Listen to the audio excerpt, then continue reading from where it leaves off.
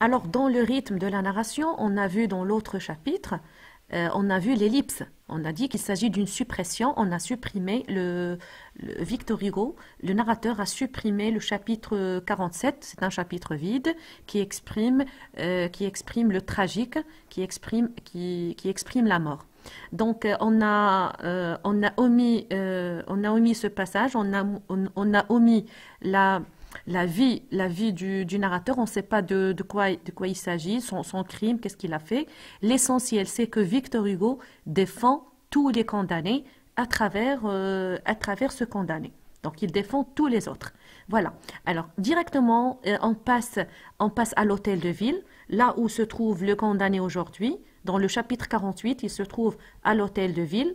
Donc, de l'hôtel de ville, on a déjà vu les autres lieux dans cette œuvre, d'accord? Donc, il était à la conciergerie, et puis dans le palais de justice, on a dit que ce sont des bâtiments qui se trouvent l'un à côté de l'autre, et de la conciergerie, là où il a signé son PV, maintenant pardon, il est à l'hôtel de ville. Donc, de l'hôtel de ville, la place est là, et au-dessous de la fenêtre, l'horrible peuple qui aboie. Donc, l'horrible peuple qui aboie, ça veut dire comme un chien. Donc, maintenant, il est à l'hôtel de ville, près de la place. Il parle indirectement de la place, qui est la place de grève. Donc, la place est là, c'est la place de grève, là où il sera exécuté. Donc, l'hôtel de ville, à côté de la place. Et au-dessous de la fenêtre, l'horrible peuple qui aboie. Donc, le peuple qui aboie, c'est une métaphore, parce que c'est comme un chien. Alors, implicitement, le peuple est comme des chiens qui aboient. C'est le verbe aboyer, c'est le son des chiens. Et m'attend et rit. Alors, en même temps, c'est une métaphore et elle fait partie d'une énumération. Le peuple aboie, attend et rit. Quand j'ai vu au-dessus des têtes ces deux bras rouges avec leur triangle noir au bout. Donc, les bras rouges, il parle de la guillotine et la guillotine n'a pas de bras. Donc là, c'est une personnification de la guillotine. Ces deux bras rouges, avec leur triangle noir au bout, dressés entre les deux lanternes du quai. Le cœur m'a failli. Donc il a eu peur. J'ai demandé à faire une dernière déclaration. Donc là, ils vont faire monter le condamné à une chambre dans l'hôtel de ville pour faire sa dernière déclaration. Alors voilà ce qu'il a écrit. Ils m'ont fait traverser leur corridor. Ils m'ont poussé entre deux guichets du rez-de-chaussée, une salle sombre, étroite, voûtée, donc une salle qui est sombre, étroite et voûtée, c'est une énumération, une description, d'accord? Donc 3 adjectifs. Cette salle qui est sombre, étroite et voûtée, à peine éclairée. Alors en même temps, le mot sombre fait une antithèse avec éclairée, d'accord? Elle est sombre et à peine éclairée. Éclairée d'un jour de pluie et de brouillard. Une chaise était au milieu et il y avait aussi 3 hommes. Le premier, le plus grand, était gras et avait la face rouge. Il avait la face rouge, donc il parlait de cet homme. Il portait une redingote et un chapeau à 3 cornes déformés. Donc cet homme qui avait la face rouge, il fait allusion ici à la mort, et qui portait un chapeau à 3 cornes déformés. C'était lui. Donc là, on pense c'était lui, c'est le bourreau. D'accord? Donc ici, il fait allusion à la mort, alors au sang. C'est lui qui va exécuter le condamné. Donc c'est une scène qui est terrible. C'est terrible, c'est horrible de voir le bourreau donc, qui va exécuter le condamné. Donc il l'a reconnu. C'était lui, c'est le bourreau. Mes cheveux, alors après, bon, j'ai omis quelques passages. Mes cheveux coupés au hasard, tombés par mèches sur mes épaules. Donc le bourreau et ses 2 valets ont commencé à couper au condamné ses cheveux. C'est la toilette du condamné. Donc ça, c'est un rituel qu'on appelle la toilette du condamné. Ces bourreaux sont des hommes très doux. Donc bourreau et doux, c'est une antithèse. La foule hurlait comme un animal. Donc hurler, ça veut dire comme un animal, implicitement. D'accord? Donc c'est une métaphore. La foule hurlait Alors là, je reviens à cette figure de style. C'est bourreau, doux. Donc c'est une antithèse parce que normalement les bourreaux ne peuvent pas être doux. Normalement, ce sont des gens qui exécutent. Alors, donc c'est une antithèse. Et ici, c'est une métaphore. La foule hurlait parce qu'il la compare indirectement à des animaux. Au dehors. Alors le prêtre s'est approché avec son crucifix, avec la croix. Ils mettent de l'humanité là-dedans. Donc là, ce qui est écrit en mauve, c'est pour vous faire penser sur la tonalité de cette phrase. Ils mettent de l'humanité là-dedans. Donc c'est une phrase ironique et c'est une figure de style qui est l'antiphrase. Ils mettent de l'humanité là-dedans. Ça veut dire, il dit que les bourreaux sont des gens qui sont doux, donc ils se moquent, ils sont pas doux, donc c'est une antiphrase, c'est une antithèse et en même temps c'est une antiphrase, parce qu'ils se moquent de ces bourreaux, d'accord, ils sont pas doux bien sûr, ou bien s'ils sont doux, ils vont l'exécuter et le tuer tout de même. Ils mettent de l'humanité là-dedans, même cette phrase, c'est une phrase où ils se moquent, donc c'est une antiphrase. Chapeau bas, criaient 1000 bouches ensemble. C'est le peuple qui crie. Donc 1000 bouches, c'est une exagération. D'accord? Crier 1000 bouches, donc c'est une hyperbole. Crier 1000 bouches ensemble, comme pour le roi. Donc c'est une comparaison et en même temps c'est une antiphrase.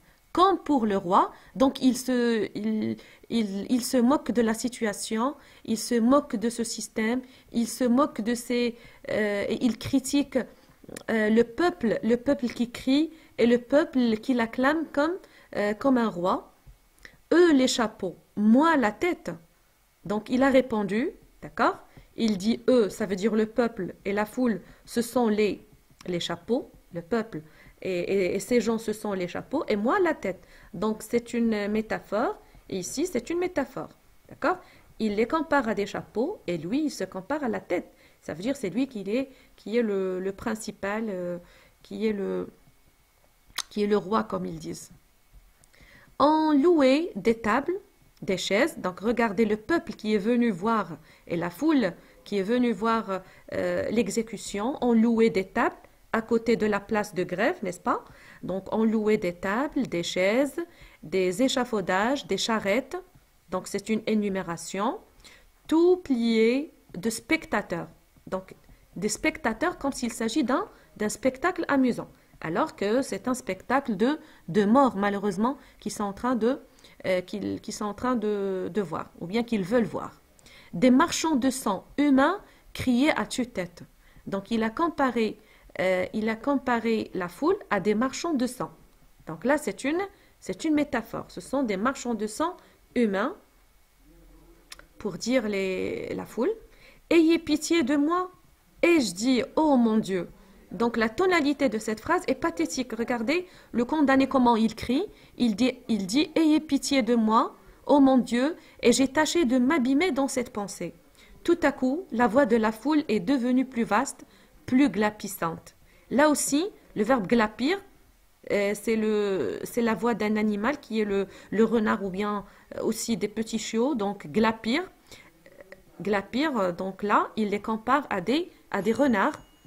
Donc tout à l'heure, il a dit le peuple qui aboie, le verbe aboyer pour les comparer à des chiens, et maintenant, il les compare à des loups. Donc c'est une autre métaphore. Plus glapissante, plus joyeuse encore. Plus joyeuse, donc il se moque, c'est une antiphrase. Elle est joyeuse, la foule qui est joyeuse. Donc il se moque de cette foule qui vient pour le regarder mourir. Plus joyeuse encore, la charrette s'est arrêtée subitement et j'ai failli tomber la face sur les planches. J'ai une dernière déclaration à faire et je criais faiblement et c'est la raison pour laquelle il se trouve dans une chambre à l'hôtel de ville pour écrire ses dernières volontés. Donc cette station ou bien cette phase est la dernière avant son exécution. Il est tout près de la place de grève.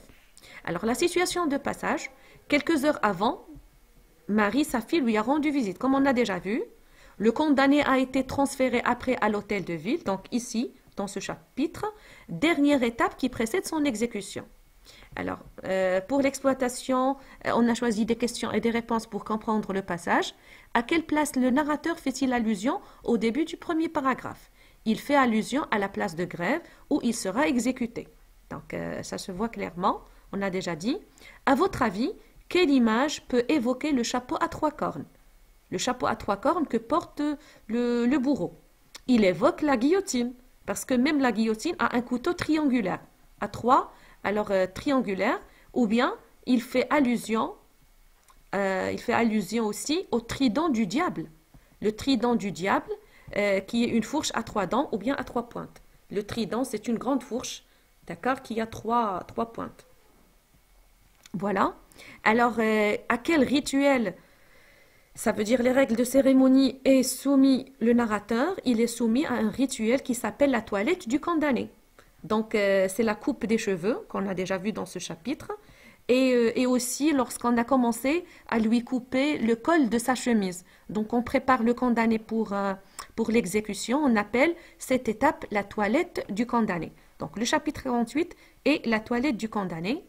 Relevez les phrases dans lesquelles le narrateur assimile la foule à des bêtes. Assimile, ça veut dire compare la foule à des bêtes.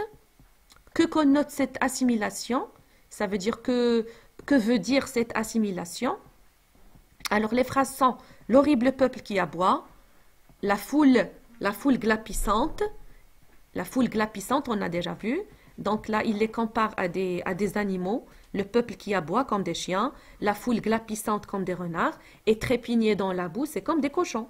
Donc la foule qui est là, elle est comparée dans ces trois phrases à des animaux. Ces phrases connotent la sauvagerie et la soif du sang. Ça veut dire tous ces gens sont comme des animaux parce qu'ils se sont rassemblés pour voir une proie. Une proie qui est le condamné. Quel est le registre employé dans le passage allant de Monsieur Mathildi, à Je me trouve bien? Relevez les phrases qui expriment précisément ce registre. Alors, ce passage, le registre employé dans ce passage est le registre ironique. On a déjà vu ça lorsqu'on était en train de lire le chapitre. Il se moquait clairement de la foule et il se moquait de ses bourreaux, n'est-ce pas? Les phrases qu'il exprime, je me trouve bien, il a dit je me trouve bien, et il a dit ce sont des gentils bourreaux, alors ce sont des antiphrases, et je pense qu'on a déjà relevé ces phrases lors de la lecture du chapitre. Alors, dernière question, relevez les indices qui montrent que la foule tenait absolument à assister à l'exécution du condamné. Ils veulent absolument assister, ils veulent voir le spectacle. Alors, les indices qui montrent qu'ils veulent voir le spectacle, c'est à travers la pluie, ils sont venus, d'accord, ils sont restés dans la boue aussi. Donc, à travers la pluie, entassés pêle-mêle, cela montre que même la pluie ne les a pas dissuadés d'assister à l'exécution. Ça veut dire, malgré la pluie, malgré le mauvais temps, malgré tout, ils sont venus pour voir le spectacle de la mort. Donc ici, le narrateur critique ce peuple, critique la foule qui se rassemble pour voir la mort alors que c'est un spectacle et c'est un spectacle qui est inhumain, d'accord? C'est un acte qui est inhumain. Voilà.